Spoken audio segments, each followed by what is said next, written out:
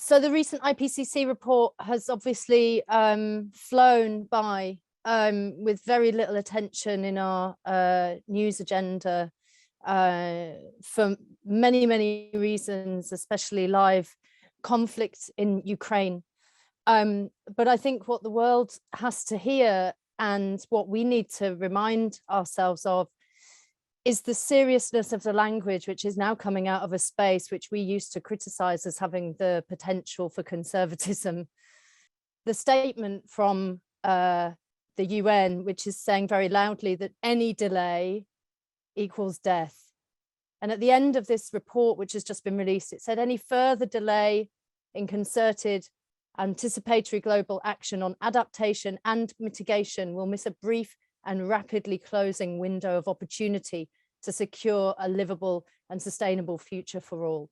And that means that we're not just running out of time to do mitigation, but we are almost out of time to do adaptation. So we haven't really even begun to prepare, in my opinion, and we've almost got no time left in which to do that.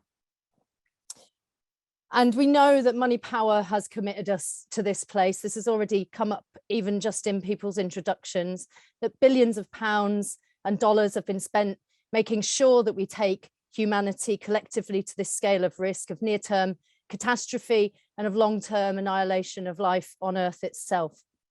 And so it's a good time to ask ourselves, isn't it, what are we doing this for?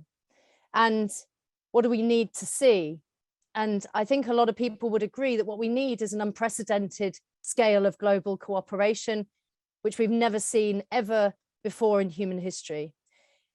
I would say we need to see the triumph of love over evil. We need to see the birth of a new paradigm. We need to end exploitation and domination.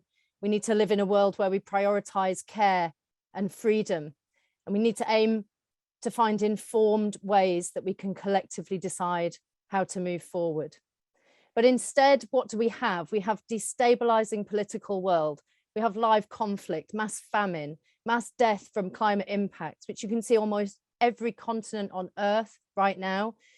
And in addition, the fear of nuclear war. So baked into the IPCC report, what was within that report, and there's another one coming in April, we'll try to cover that more when it comes out. They said that the rise in weather extremes has led to some irreversible impacts. So this is again a report saying that there are things that we've committed which are irreversible now. Human systems and natural systems are pushed beyond their ability to adapt. Put in real language, that means we're in absolute deep shit. And there's some things that we can't change. We face food and water insecurity because of a warming planet. We face an increase in pests and diseases. We face risk that pollinators will die off, which creates massive problems with our food systems. Increased war and conflict and mass displacement. There was baked into this report in a chapter on Africa, which almost nobody has reported on, certainly nothing I've seen in the mainstream media, that by 2030, so in 8 years' time, there could be up to 700 million people from the African continent displaced. That is half of the population of that continent. And this is not in the media. And we've seen what happens when you have a refugee crisis in recent years. We've seen it with Syria. We're watching it with Ukraine. We know what happens. And we know that when it's preventable, we have to act to prevent these kinds of things from taking place. We know that the clock is ticking on the Amazon rainforest. The coral reefs are close to a tipping point. Some people think that they're pretty irredeemable, that they're going to die off. So too, we're looking at tipping points on ice sheets with glaciers, and then sea level rise, which will engulf the majority of major cities in the world on the course that we're on. We may need to relocate the city of London. Before that happens, everything becomes uninsurable. Again, something that nobody seemed to pay any attention to. In 2017, around about, Christiana Figueres said that a 1.5 to a 2 degree warmer world, so where we meet our Paris commitments, that world would be systematically uninsurable because there was no opportunity for business continuity in a world like that. We're also seeing the mass die off of nature. We are boiling and baking ecosystems. We know that 1 billion animals died in the heat dome in North America and Canada. 1 billion animals died in the Australian bushfire season. So we should have started using a risk analysis framework to look at this problem a long time ago, and we didn't, and that's a problem. Every day that we fail to change things now makes it worse. Every day and every week and every month, it counts much. And this is why we're still doing this work. When the impacts of a situation like this are irreversible, you cannot fail and try a different approach, because ultimately an existential crisis means a crisis which leads to death, and death is a finality. It is the same wherever it takes place. So we don't know whether or not we are going to secure a livable future. Our current future trajectory is a long, long drawn out tragedy. And we have the privilege right now to know about this, and we have the capacity to act on it. And history has shown us that anybody can be part of movements for change. We have the luxury of a rich history which can teach us about them for inspiration. So we have to ask ourselves right now, what do we want to save?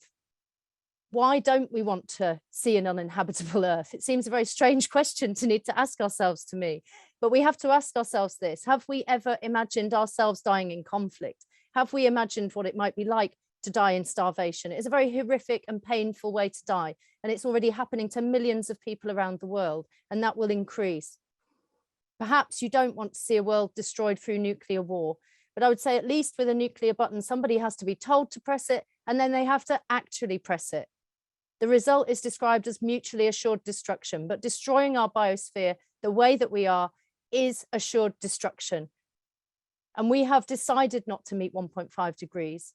And in my opinion, it will take an enormous miracle to even get to 2, which Professor James Hansen calls a prescription for disaster. It's where we're headed, and we could be going to somewhere worse.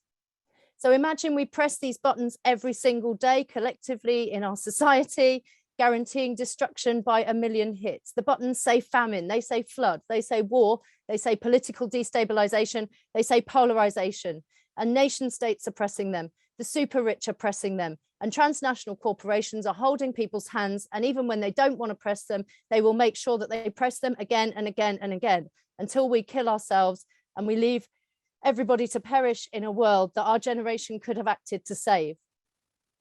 So at some point, are the countries that are being destroyed now going to see the climate destruction by rich nations as an act of war? Is there any other possibility when they have their island disappeared, or when their land becomes uninhabitable? If the predicted extremes destroy their infrastructure, their agriculture, and destroy their people and their culture, and it was predicted and everybody knew that it was going to happen, and they chose to make it happen. In the UK at home, we have a government which is disproportionately made up of corrupt people, of liars. We've watched their friends profit from COVID, from making money from things that didn't exist. They break the law in plain sight. They don't even apologize. They cry when they fail to deliver on climate conferences, and then they try to spin their reputation off the back of the further climate reports. But they're in bed with corporations. They're in bed with media barons who've allowed London to be a place where we let the super rich wash their dirty cash, and where the City of London is financing over 15% of global emissions. So when people ask why here and why now, why are you in a rebellion and why are you doing it in London, you can say, because we need to take responsibility, because we started the Industrial Revolution, because we have historic responsibilities. We've engaged, apparently, I found out recently, invaded more countries on Earth than anywhere else. And because we do continue to fuel the fire, and people are making enormous profit from that. And also because the World Climate Conference still has us as its main host, this poor, poor world. So we have a responsibility, but there is a mass movement here which can help to make change happen.